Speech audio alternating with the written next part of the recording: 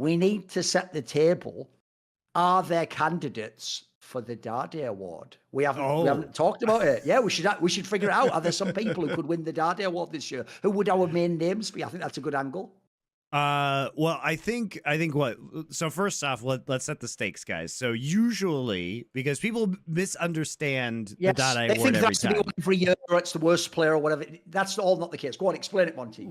Right. So basically, it has to be a really hyped player coming into the World Championship. In theory, by us as well, not just fans. It should be like the experts say this guy's going to be like. Famous examples would be Dade himself. He was like supposed to be like the second best player in the world or something. Like some insane guarantee, wasn't he? Right.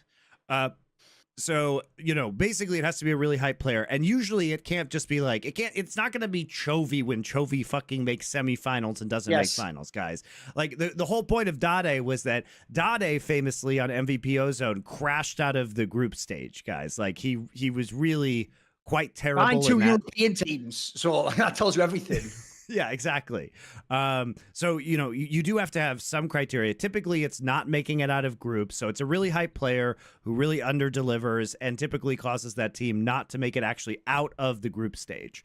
Now, what this means is that a theoretical player and previous Dade Award winner and also World Finals MVP, Tian, might be in there.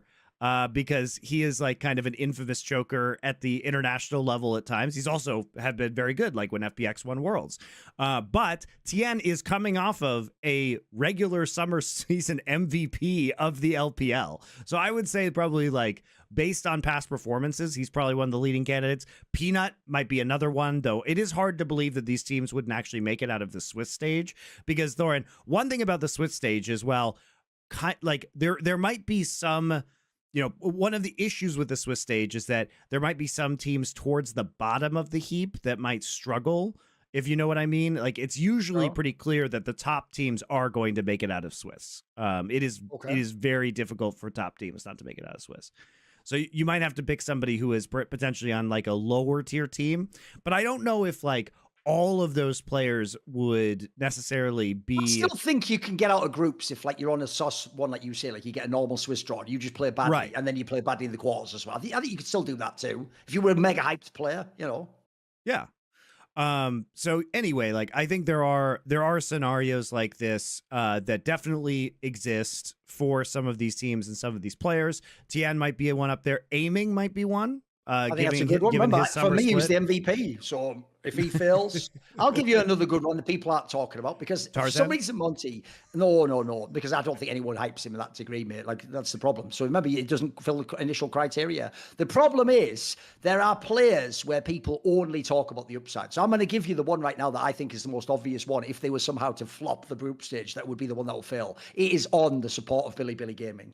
Because that guy, he has the game to ink the fuck out of it, mate. Everyone loves it when he makes those sick engages and a crazy play. But I'll tell you what, he does a Hillis hang. He goes for those angles that aren't there too. You know what? He just sees ghosts. He's like, those famous ones where the joke is like the quarterback was seeing ghosts because he's just all over the place and like trying to dodge all the edge rushers. He does that, mate. So if somehow Billy Gaming fucks up this world, he's going to be the reason why. There you go. There's one hater angle for you.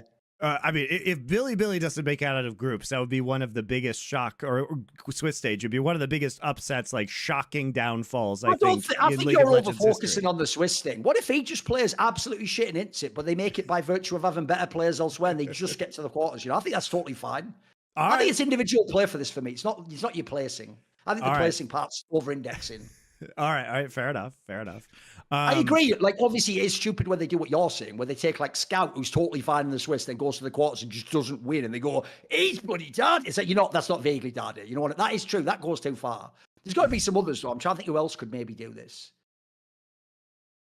I look, Tarzan did play really well in summer, so it could be another Tarzan angle, I would say. Aiming's a really good candidate. On LNG, it could be Scout, because I don't even know how much he's practiced, given the fact that he had to buy his way out of China effectively. Like, Scout could be very disappointing. The most delicious one, Thorin, would actually be Faker. Here's the funny thing. That would be a brilliant one because for us, it wouldn't necessarily count. Like, we wouldn't have put him as like hyped, right? But I would say that would be like a community Dade award. Like the fans all say he's good. I've got a similar one, and this is going to really hurt people's feelings. But if you just think it through, I think it's plausible. I'm actually going to say Impact, Monty. That's he was fair. the MVP of the LCS. What if he just has a bad tournament? Remember, TL could flop on like the 2-2 game or something. By the way, I'll point this out just for the cool people. I know dickheads ignore this anyway. I'm obviously not saying it's going to happen. I'm saying if it did. Obviously, I'm not predicting it, am I?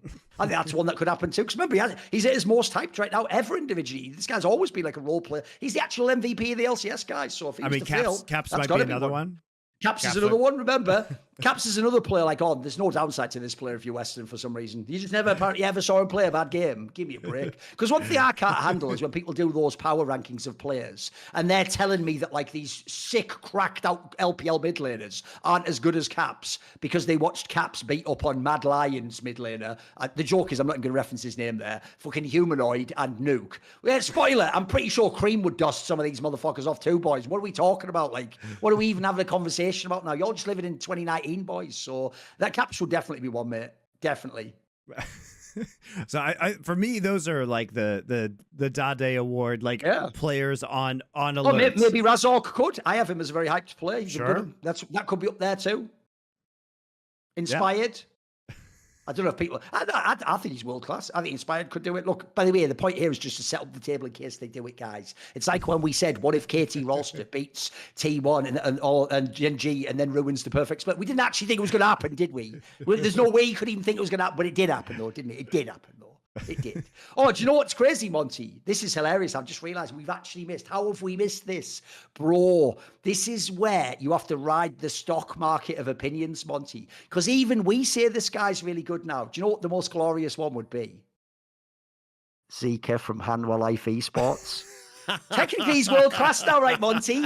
If he was to fail with one of the favourites for the tournament, oh, that would be glorious. That would almost be payback for fucking ruining the Gen G Golden Road for the 2022 If Zeka fails in an Akali Yone meta, it would be actually crazy because you would definitely not expect Zeka to play badly at this tournament. Right in the opener, the looks that we've seen from mid lane champion. How about this angle? Opening map. We're more on the mage meta now. Maple's playing, and Maple's a fucking bazillion Orianna games. Like, there's a fucking angle for you right there, my dude, in the draft. There you go. That's the open. You start out by losing to a minor region team. Because, by the way, Monty, as you saw, we'll get to it later with 100 Thieves. I've always said, I understand minor and major isn't actually about the strength of the region. It's about like how much sort of focus you put on it and how much, whether it has like its own broadcast and its own finances and franchise and stuff. But it has actually always been offensive to me that the LCS got to stay a major region. Then PCS was like, yo, LMS, you don't exist anymore. You go and play in PCS, you're minor region now. Because as you see, mate, their results aren't minor region. They're doing this every time. Like, what the fuck is this? See more cool, funny, interesting clips based on topics from my content? Well, subscribe to this channel then, or, be a pleb and don't.